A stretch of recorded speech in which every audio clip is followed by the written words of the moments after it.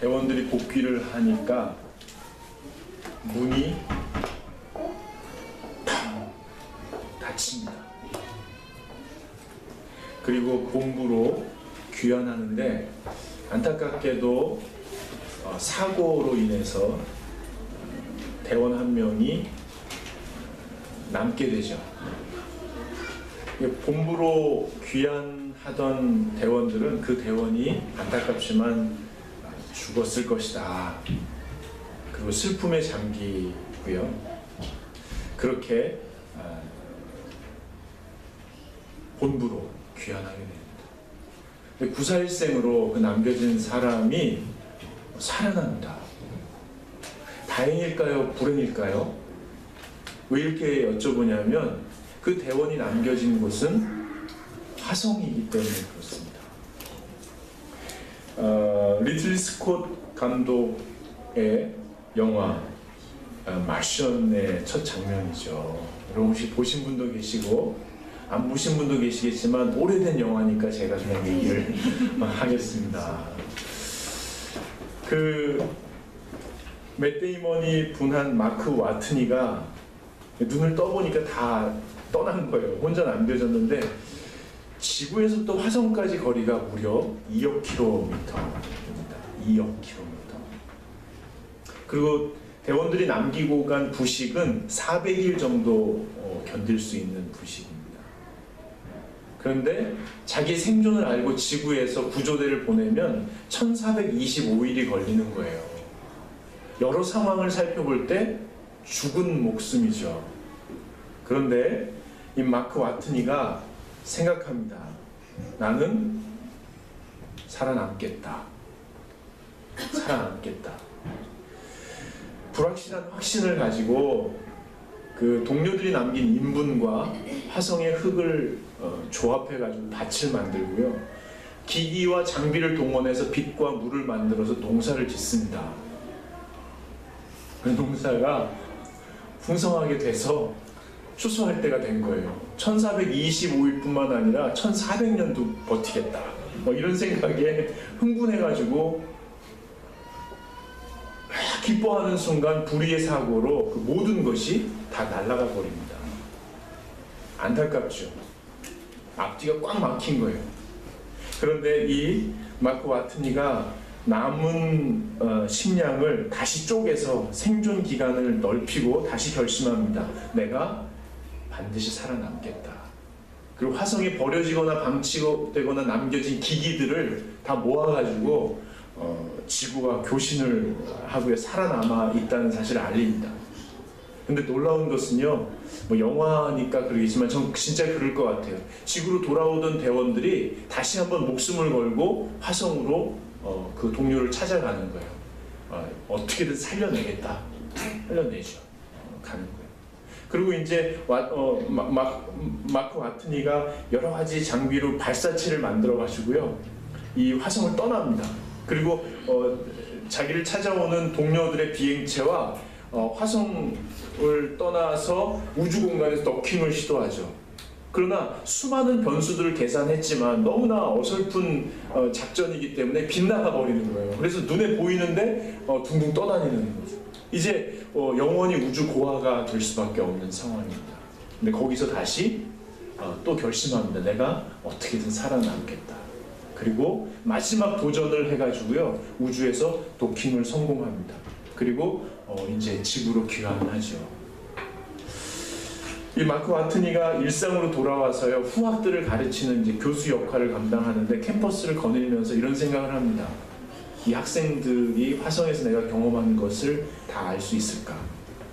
그리고 교실로 딱 들어가서 첫 마디가 사실 정확히 기억나진 않지만, 거기서나, 화성이겠죠? 여기서나 매 순간 생각하고 결단하고 도전해야 합니다. 매 순간. 매 순간 깊이 생각하고 결단하고 도전해야 합니다. 여러분, 전 이 영화를 보고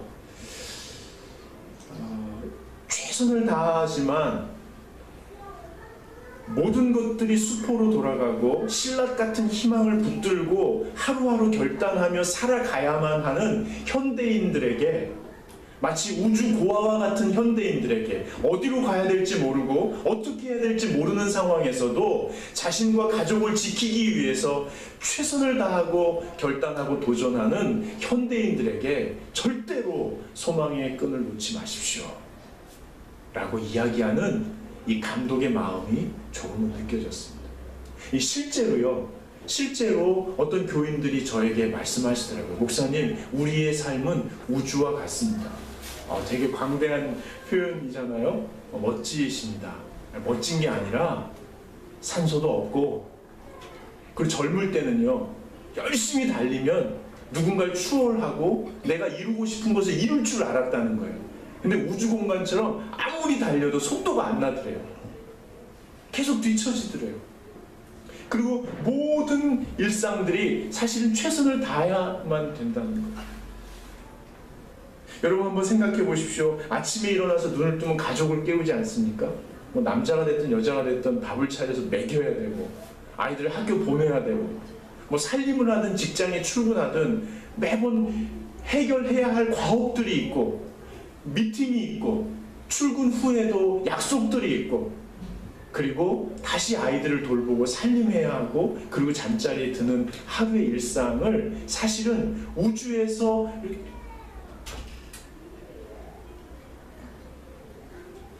이렇게 움직이면서 하나하나 만들어가고 버텨가는 그런 일상과 우주의 일상과 비슷하다는 거예요. 겨우겨우 버티고 있는데 거기에 어떤 문제라도 하나 터지면 마치 극도의 긴장 속에 균형을 이루고 있던 저울에 깃털 하나가 떨어지면 이렇게 기울어지는 것처럼 최선을 다해서 버티고 있는 일상에 문제 하나가 발생하면 부모님의 건강, 자녀들의 문제, 그리고 직장의 어떤 문제, 재정적인 문제가 터지면, 집을 계약해야 하는 문제 앞에, 또는 내 건강이 흔들릴 때 마치 소중한 것을 빼앗긴 것처럼, 그래서 모든 것을 잃어버린 우주의 고아처럼 내 삶에 대하여 탄식할 수밖에 없다, 이렇게 이야기합니다. 여러분, 그게 우리만의 이야기가 아닙니다. 오늘 성경에 보면요, 5장에 여러 사람들이 등장하는데요, 5장 1절을 한번 보시죠. 오늘 읽지는 않았지만 1절을 한번 읽어보겠습니다. 1절 2절입니다. 예수께서 바다 건너편 거라사인의 지방에 이르러 배에서 나오매 곧 더러운 귀신 들린 사람이 무덤 사이에 나와 예수를 만나니라. 여러분, 이 사람이요, 얼이 빠진 거예요. 귀신이 들린 거예요. 그래서 자신과 일상을 잃어버렸어요. 무덤에서 미친 사람처럼 살아가고 있어요. 그 다음에 한번 보시죠. 21절에 한번 보세요. 21, 22절 읽겠습니다. 예수께서 배를 타시고 다시 맞은편으로 건너가시니 큰 무리가 그에게로 모이거늘 이에 바닷가에 계시더니 회당장 중에 하나인 야이로라 하는 이가 와서 예수를 보고 발 아래 엎드려. 여러분, 회당장이면 그 마을에서 덕망이 있고 모든 사람에게 인정받아서 마치 인생의 고지에 오른 사람이라고 표현할 수 있죠. 그런데 그 고지가 바로 앞인데 인생에서 가장 중요한 어린 딸이 아파서 죽어가고 있다는 거예요. 그리고 오늘 이 여인입니다. 12년 동안 혈루증, 지혈이 되지 않아서 모든 재산을 잃어버리고 모든 건강을 잃어버려서 자기 자신이 아예 없어진 것처럼 사는 여인이 등장합니다. 여러분 보십시오. 자기를 잃어버린 사람, 거라사 귀신 들린 사람처럼 자기 자신을 잃어버린 사람, 회당장 야이로처럼 인생의 가장 소중한 것을 잃어버린 사람, 그리고 오늘 이 여인, 자기 자신, 모든 것을 빼앗겨버린 이 사람들, 마치 우리 모습 같지 않으십니까? 이 사람들이 살아나는 장면이 오늘 말씀에 주님이 가르쳐 주십니다. 그 말씀은 예수님과의 만남입니다. 여러분, 오늘 만약에 여러분이 내가 열심히 사는데 최선을 다하는데 생각만큼 속도가 나지 않고, 최선을 다하는데 뭔가 중요한 것, 소중한 것을 빼앗긴 것 같고, 평생을 애쓰지만 해결되지 않는 산적한 문제들이 내 영혼을 아프게 하는데 도대체 어떻게 해야 될지 모르겠다는 분이 계시다면 이 말씀에 집중하십시오. 예수님을 만나야 합니다. 아니, 목사님 무슨 말씀이십니까? 우린 예수 믿는 사람입니다. 예수 믿은 지 몇 년이 된지 모릅니다. 교회에 다니는 사람입니다. 예수를 만나다니요. 만나야 합니다. 매일매일 예수를 만나야만 우주공간처럼, 우주공간이 뭡니까? 생기가 없는 공간입니다. 생수도 없고 공기도 없는 공간입니다. 우리의 지루한 일상 속에서 우린 예수를 매일매일 만나야 합니다. 다시 여쭤보겠습니다. 여러분, 예수님을 만나셨습니까? 종교적으로, 인격적으로, 상식적으로 예수님을, 신을 만난다는 것은 무엇을 의미하는 겁니까? 만약에 여러분 중에 예수를 만나는 게 뭔지를 정확히 아시는 분이 계시다면, 예수를 만나는 일이 매일매일 여러분 삶 가운데 반복적으로 일어나고 있습니까?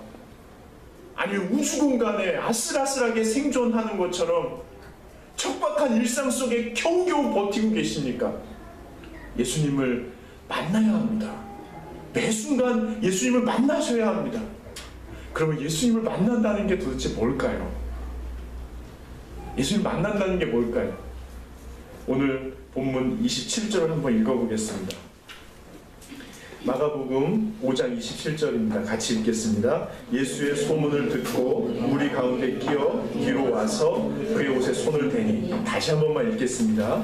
예수의 소문을 듣고 무리 가운데 끼어 뒤로 와서 그의 옷에 손을 대니.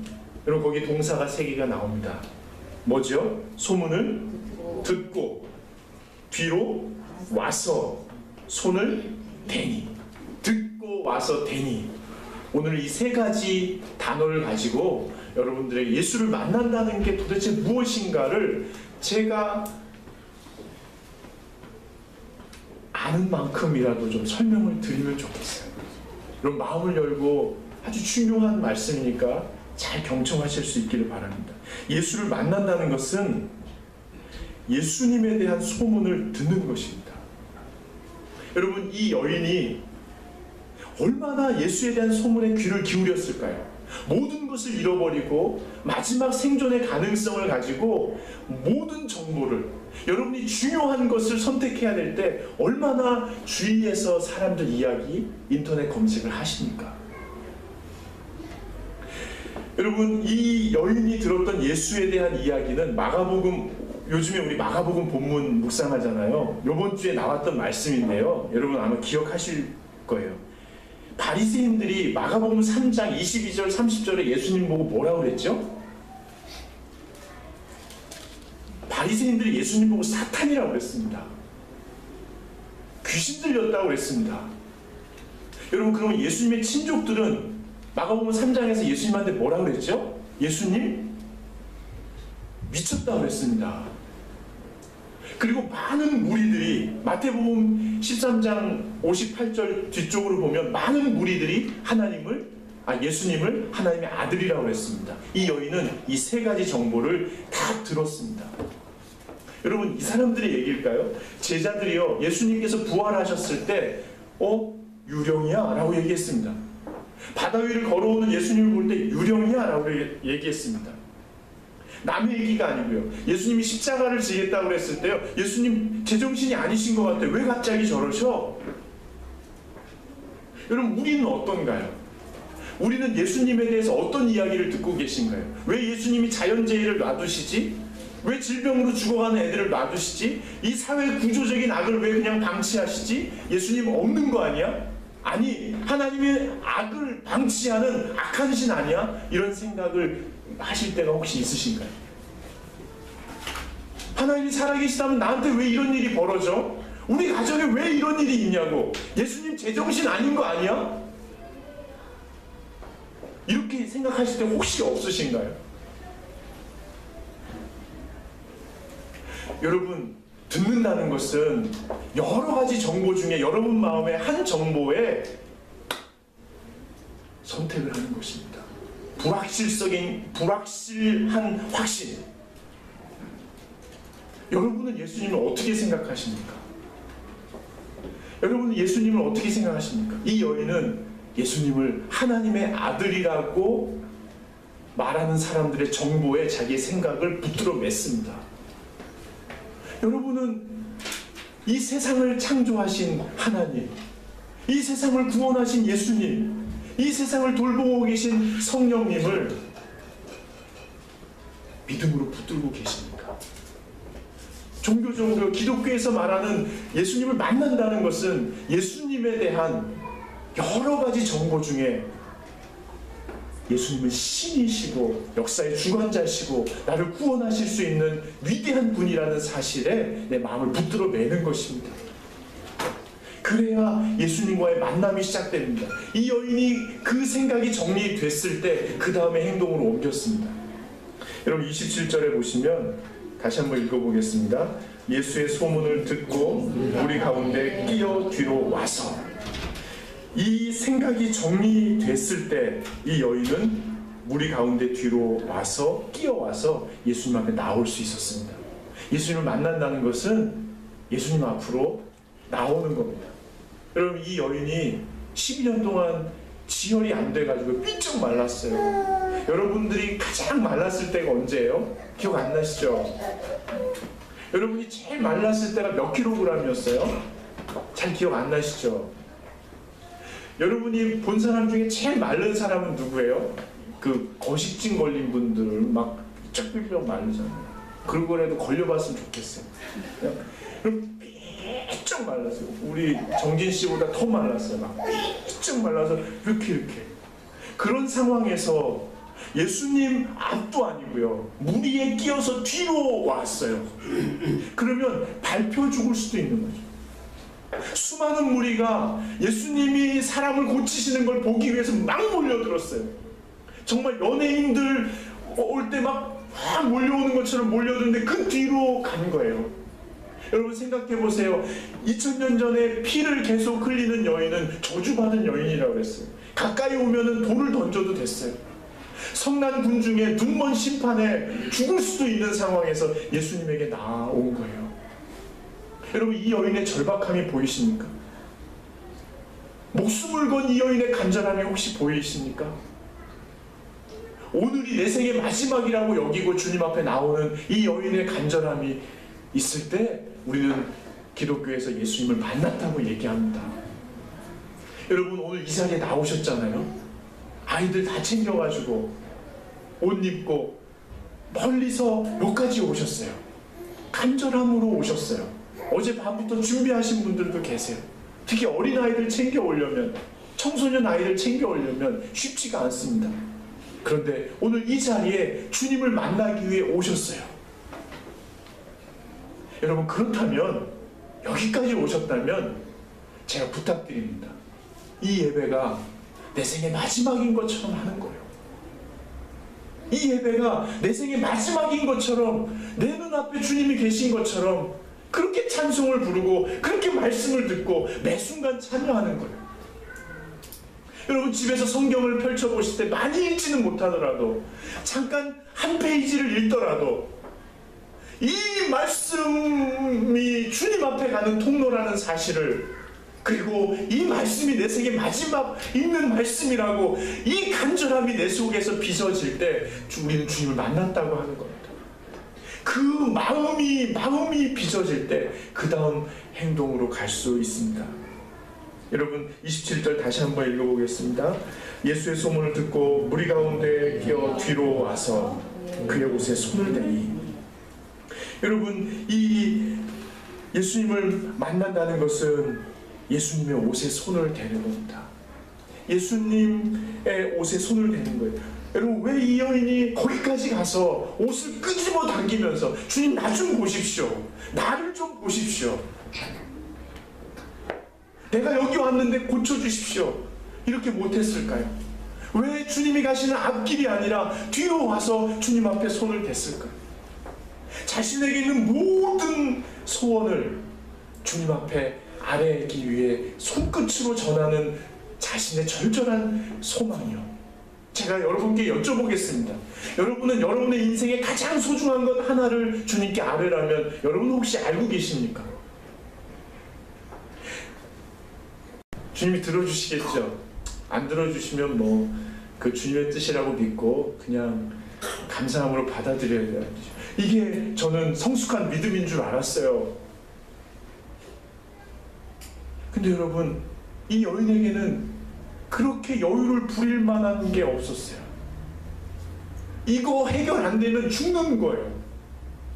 여러분, 영적으로요. 여러분 내면에 주님을 만나면 이거 하나는 꼭 해결해 주셔야 내가 사람답게 살 수 있습니다. 우주공간같이 아무것도 없는 이 일상 속에서 하루하루를 버티고 있는데 주님 이거 하나는 해결해 주셔야 내가 사람답게 일어나서 좀 살 수 있지 않겠습니까? 라고 말씀드릴, 그래서 모든 힘을 쏟아서 주님 나 좀 보시오 할 힘도 없이 그저 손끝으로 전하게 되는 그 간절함이 우리에게 있으신죠. 여러분, 제가 놀라운 사실 하나 알려드릴까요?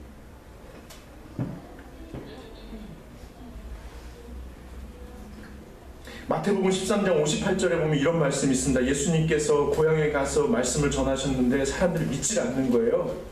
야, 너 목수 아들 아니냐? 뭐 이렇게 얘기하니까 예수님 거길 떠나시면서 성경에 뭐라고 쓰여 있냐면 그들이 믿지 않음으로 말미암아 거기서 많은 능력을 행하지 아니하시더라. 우리가 주님을 믿는 것, 주님이 우리를 믿는 것. 믿음과 믿음이 부딪힐 때 역사가 일어납니다. 여러분, 오늘 말씀에 보시면요, 여인이 왜 뒤로 가서 만졌을까요? 28절에 보시면 이는 내가 그의 옷에만 손을 대어도 구원을 받으리라 생각합니다. 생각이 얼마나 중요한지.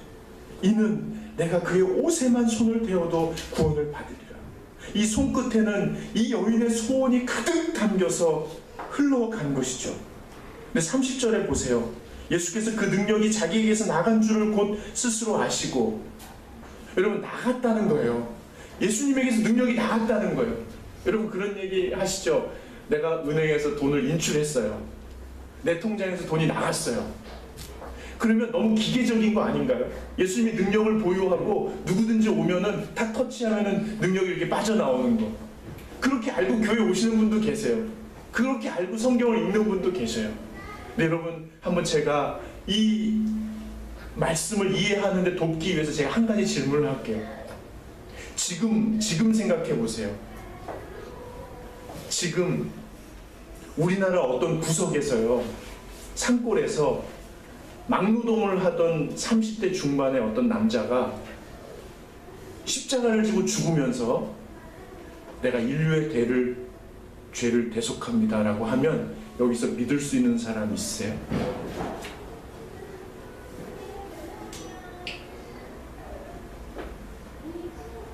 질문이 이해가 안 되시죠? 누가 용마산에다가 십자가를 박아놓고 막노동을 하던 젊은이가 팬티 하나만 걸치고 십자가에 못을 박아 죽으면서 내가 인류의 죄를 대속합니다 하면 여기서 믿을 수 있는 분 혹시 계십니까? 2000년 전에 중동의 한 언덕에서 목수로 큰 젊은이가 십자가를 지고 죽으면서 내가 인류를 구원했고 너희를 사랑한다. 그런데 여러분, 어떻게 믿는 거예요? 솔직히 말해봅시다. 여러분, 그게 믿어지시는 거예요? 그걸 믿고 믿는 거예요, 정말? 심각한 문제입니다. 기독교 문화에 물들어서 종교인이 되어가기 싫다면 이 질문에 여러분 대답하셔야 됩니다. 그게 믿어지십니까? 그럼 왜 믿어지는 겁니까, 그게? 너무 비하 아닙니까? 여러분, 이 질문을 저는 끌고 갈 영적인 집중력이 없습니다. 솔직히 말해서. 풀어낼 능력도 없습니다. 그냥 우리 함께 고민하자고 던지는 겁니다. 그리고 접어놓고 다시 한번 생각해 봅시다. 예수님은요, 아무도 믿지 않을 수 있는 일에 자기 영혼을 던지셨습니다. 아무도 믿게 만들 만한 과학적인 합리적인 근거의 연결고리를 장치를 해놓지 않은 채 몸을 입고 이 땅에 와서 하늘보좌를 버리시고 십자가에 자기의 삶을 던져버리셨습니다. 이 여인이 목숨을 걸고 주님 앞에 온 것도 사실이지만 우리 주님은 이미 당신의 목숨을 내려놓고 한 영혼이라도 구원하기 위하여 자기의 삶을 십자가에 던지신 분입니다. 그러므로 이 능력이 나갔다라는 것은 기계적인 단어가 아니고요, 누구든지 간절한 마음으로 목숨을 걸고 내게 온다면 나는 내 모든 것을 주기 위하여 이미 목숨을 버리고 기다리고 있다 라고 하시는 매우 인격적인 주님의 말씀이십니다. 여러분, 우리 주님의 옷자락은 이미 온 우주 만물을 덮으셨습니다. 성경을 읽을 때뿐만이 아니라 예배에 나올 때뿐만이 아니라 여러분이 하루를 살아가는 모든 일상이에요. 밥 먹는 것, 먹고 자고 싸고 놀고 사랑하고 일하고 쉬는 모든 곳에 주님의 옷자락이 펼쳐져 있습니다. 우리가 만약에 주님께 내 삶을 드린다는 간절함이 담긴 손끝으로 우리가 일한다면, 먹는다면, 한 사람을 대하려고 애쓴다면, 아이를 돌보려고 공부를 하려고 애쓴다면 주님은 여러분의 손끝을 바로 감지하십니다. 그리고 나의 기다리던 능력이 누군가에게 흘러갔다. 그래서 저와 여러분에게 34절의 말씀이 이루어질 줄로 믿습니다. 예수께서 이르시되 딸아 내 믿음이 너를 구원하였으니 평안히 가라. 내 병에서 놓여 건강할지어다. 아멘. 같이 일어나셔서 540장 다시 찬송하시겠습니다.